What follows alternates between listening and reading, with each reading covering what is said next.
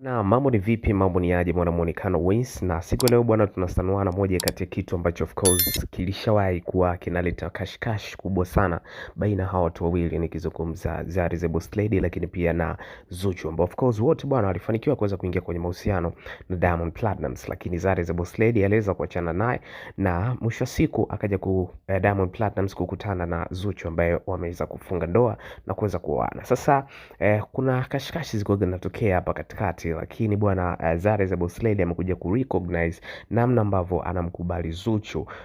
kuanzia kwenye muziki wake, lakini pia na personal life yake ambayo anaishi nayo, kwa sababu amekuwa akionyesha upendo mkubwa sana hasa kwa watoto wake wa Zari the Boss Lady na Diamond Platnumz, nikizungumzia Tifa na Nilan. Na siku hii ya leo bwana ameweza kuonekana bwana akimpa credit zake Zuchu, akidai kwamba anamwombea pia na yeye aweze kupata familia na Diamond Platnumz, kwa sababu ameona ni mama bora zaidi ambaye ataweza kuhakikisha watoto wake wakaweza kuishi vizuri. So jambo hili of course huenda likampa furaha zaidi Zuchu ya kuweza kuona anakubalika pia na hata